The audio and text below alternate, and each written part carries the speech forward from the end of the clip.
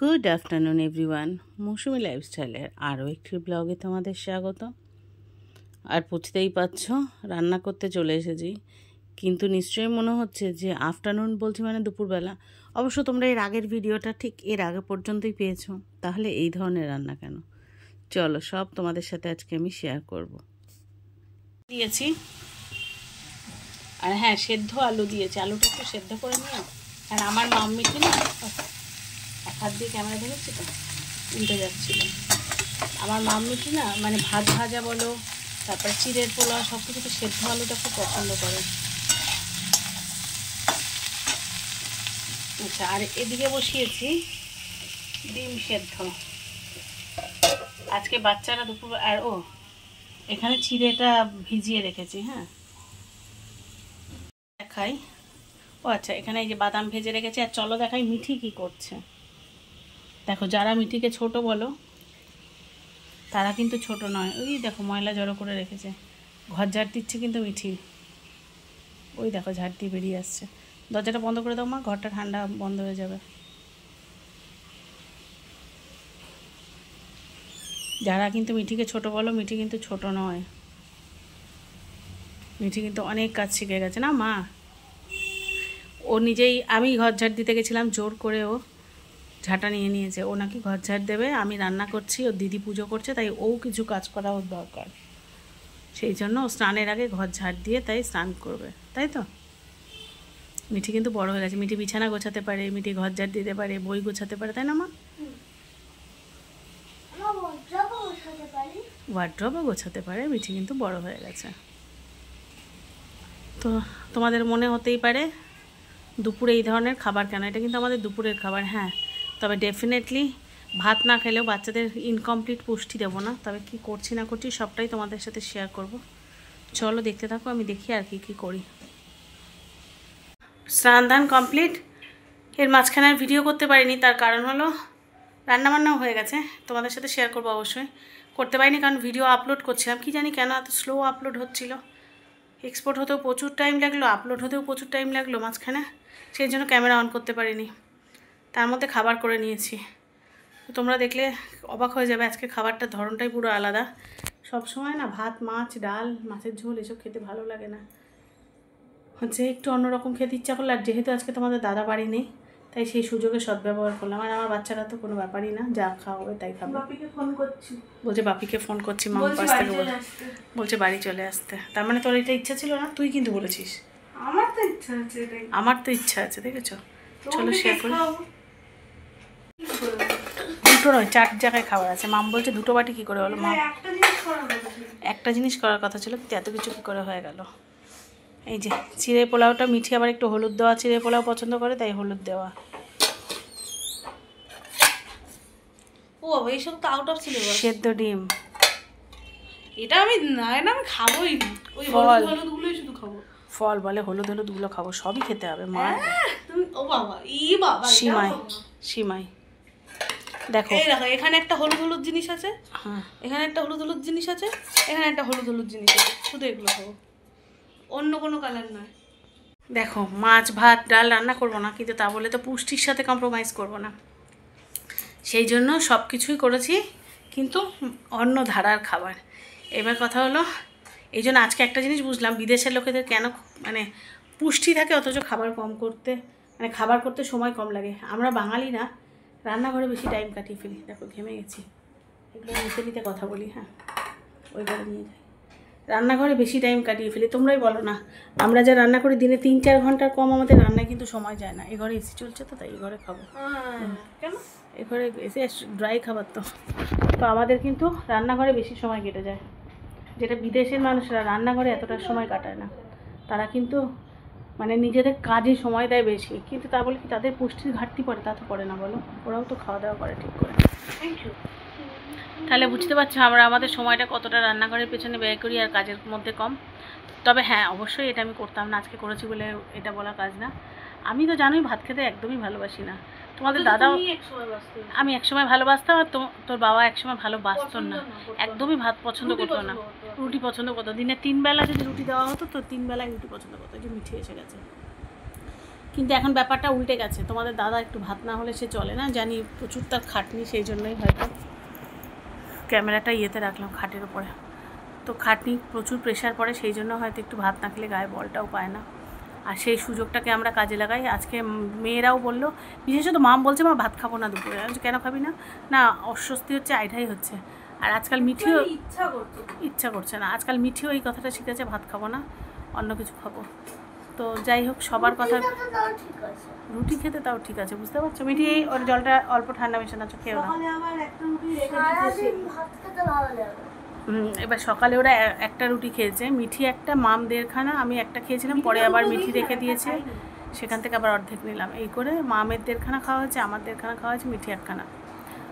তো এবার ওটা দিয়ে তো সারাদিন চলবে না, তাহলে কিছু এমন করতে হবে যেটা ভারী, অথচ বাচ্চারা ভাত খেতে চাইছে। ওই দেখো দেখেছো, খাবার দেওয়ার আগেই চিড়ে পোলাও খাচ্ছে, কিন্তু মানে ওটা ওদের পছন্দের, এবং ওদের পছন্দ মতোই করেছি। সেদ্ধ আলু দিয়ে একটু হলুদ দেওয়াটা মিঠি পছন্দ করে, কারি পাতা, তারপরে একটু বাদাম।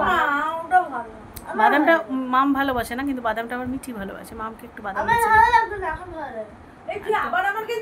সেই ইয়েতে। এবার ভাবলাম শুধু তো চিড়ে পোলাও করলে তো দুপুরটা চলে না, বলো সেটা। সেই জন্য আবার একটু সিমুই করলাম, তারপরে একটু ফল কাটলাম, কিন্তু মাম সব মিলিয়ে আমার আধ ঘন্টায় খাবার তৈরি করা হয়ে গেল। যেটা ভাত মাছের ঝোল করলে আমার 2 ঘন্টা লাগতো। ওটা মিঠি খাবে। চলো, বেলা হয়ে গেছে বাচ্চাদের খেতে। তুই আবার দিভাই গেঞ্জি পরেছিস? আমি খেয়ালই করিনি। ও সবসময় মামের গেঞ্জি পরতে পছন্দ করে।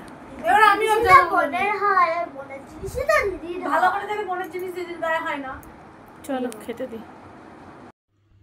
দুপুরের পরে আর ক্যামেরা অন করিনি, ইনফ্যাক্ট বলা ভালো, ক্যামেরা অন করতে ইচ্ছা করেনি, ভালো লাগছে না, জানো তো। তোমাদের দাদা ফিরে এলো, সন্ধ্যা হওয়ার আগেই এলো। আর মিঠি গেছিল ওর দিদির সাথে নাচের স্কুলে, তারপরে মাম চলে এলো। আর হ্যাঁ, মামের একটা শাড়ি কিনেছি, তোমাদের সাথে শেয়ার করব, পরের ব্লগে করব, ভালো লাগছে না। তো তোমাদের দাদা ফিরে এলো, এবার একসাথে কাজ করতো। তো ওই দাদার তো বললাম বয়স বেশি হয়নি, ওই 43-44 বছর বয়স।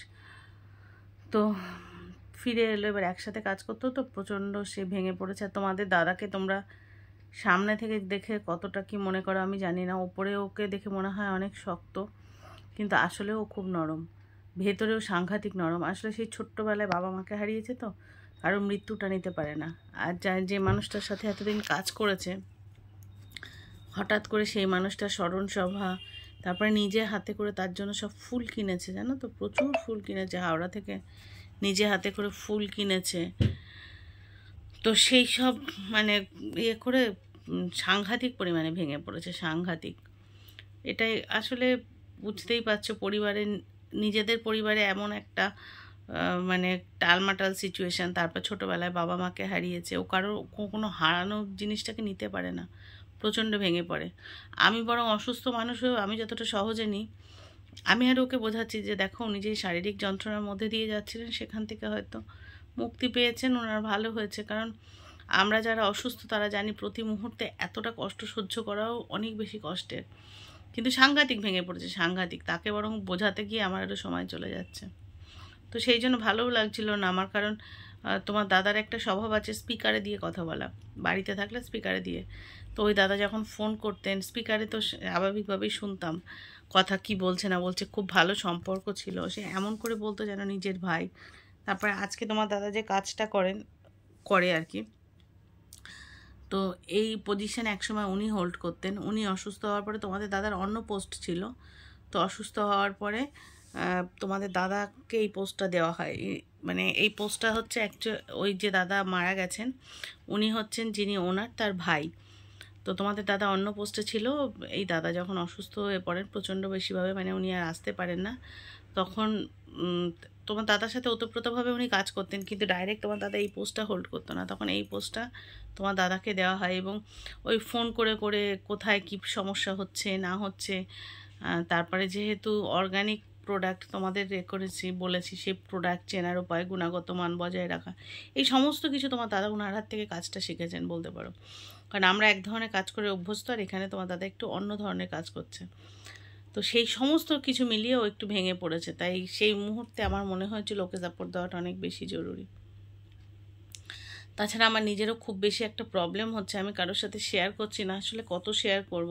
দেখবে আমার কি সাংঘাতিক অ্যালার্জি হচ্ছে, আমি জানি না তোমাদের দেখাতে পারছি কিনা, সাংঘাতিক পরিমাণে অ্যালার্জি হচ্ছে, কোনো সেট্রিজিনে কাজ হচ্ছে না। এই দেখো সব অ্যালার্জি, সারা গায়ে ডাস্ট অ্যালার্জি হচ্ছে নাকি আমি বুঝতে পারছি না। আর দেখো মুখ ঠুক লাল হয়ে আছে অ্যালার্জিতে, সাংঘাতিক অ্যালার্জি হচ্ছে। আমি কোনোভাবেই ডাক্তারের দেওয়া ওষুধ খেয়েও কমাতে পারলাম না, সেট্রিজিনে কমছে না। দুবেলা দুটো করে সেট্রিন খাচ্ছি, তাতেও প্রথম দিকে কম ছিল, কিন্তু আবার সেই জেকে সেই হয়ে গেছে। এটা একটা, আরও একটা প্রবলেম। এই পাশটা দেখো, এপাশের গলা দেখো, আর এপাশে দেখো, এপাশটা ফুলে গেছে, এইখানটা ফুলেছে, আমি জানি না কেন, এটা কি হচ্ছে। তো এটা একটা ব্যথাও আছে, তো এক পাশটা প্রবলেম হচ্ছে। আর কত বলবো, আমার আর বলতেও ইচ্ছা করছে না। হ্যাঁ, ব্লগে কেন বলছি, তোমাদের দাদা ব্লগ দেখে না, সময় পায় না ইনফ্যাক্ট। তো সেই মানুষটাকে আর কত বলবো, আর কত বিরক্ত করব, তাই বলছি না। সব মিলিয়ে সেই জন্য ক্যামেরা অন করতে ভালো লাগছিল না। আর সত্যি কথা বলতে ব্লগ করা মানসিকতাও চলে যাচ্ছে, মানুষ ভালো ব্লগ দেখে না। যেই আমি অসুস্থ হবো, ব্লগ দেবো, সব চলে আসবে। তারপরে বিভিন্ন ধরনের স্ক্যান্ডেলমূলক ব্লগ যা পোস্ট হচ্ছে, সেগুলো দেখতে মানুষ চলে আসে। তো সেই জন্য মানে ফ্রেশ স্বাভাবিক ব্লগ দিলে সে ব্লগে না আছে ভিউজ, না আছে মানুষের ভালো লাগা, শুধু কিছু ভালোবাসার লোকের মানে উপস্থিতিটা টের পাই। তো যাই হোক, মানসিকভাবে যে ভালো নেই সেটা বুঝতে পারছো। এই মুহূর্তে অনেক বেশি প্রয়োজন হয়েছিল তোমার দাদাকে সাপোর্ট দেওয়া, তাই দিয়েছি। আর এখন রাত্রেবেলা শোয়ার সময় মিঠি শুয়ে পড়েছে, বিছানার চাদর খোলা আছে, দেখতেই পাচ্ছ। এবার আমরা শোবো, ভালো লাগছে না, জানি না ঘুম আসবে কিনা। সারা গা আমি কথা বলছি, বলতে বলতে কিন্তু পায়ের মধ্যে আমার ইচিং হচ্ছে এত পরিমাণে। আমি কিন্তু এক্ষুনি মানে অন্যান্য ওষুধের সাথে সাথে সেট্রিজিন খেয়ে এলাম, কাজ হচ্ছে না, জানি না কী হবে, ভালো লাগছে না আমার। আর এত অসুখ অসুখ বলতে আমার আর ভালো লাগে না, যা হয় হবে, ঘোরার নিয়ম, আর ভালো লাগছে না। এমনিতে তো সিকেডি পেশেন্টদের বড় সড়ো কিছু ইয়ে নেই, ট্রিটমেন্ট নেই, আর আমার ভালোও লাগছে না। তা ভাবলাম চলো, আমি তো ব্লগটা এন্ডও করিনি, তো চলো ব্লগটা এন্ড করি। কালকে চেষ্টা করব স্বাভাবিক ব্লগ দেওয়ার, জানি না কতটা পারবো, তবে চেষ্টা করব। তো সবাই যে যেখানে, মিঠি বারবার উকি মারছে, তো সবাই যে যেখানে আছো ভালো থেকো, সুস্থ থেকো। আর যদি নতুন কোনো বন্ধু আমার চ্যানেল ভিজিট করে থাকো, চ্যানেলটা সাবস্ক্রাইব করে পাশে থেকো। আর ব্লগটা একটু ভালো লেগে থাকলে লাইক কমেন্ট শেয়ার করে পাশে থেকো। দেখা হচ্ছে নতুন ব্লগে, ততক্ষণের জন্য সবাইকে শুভরাত্রি।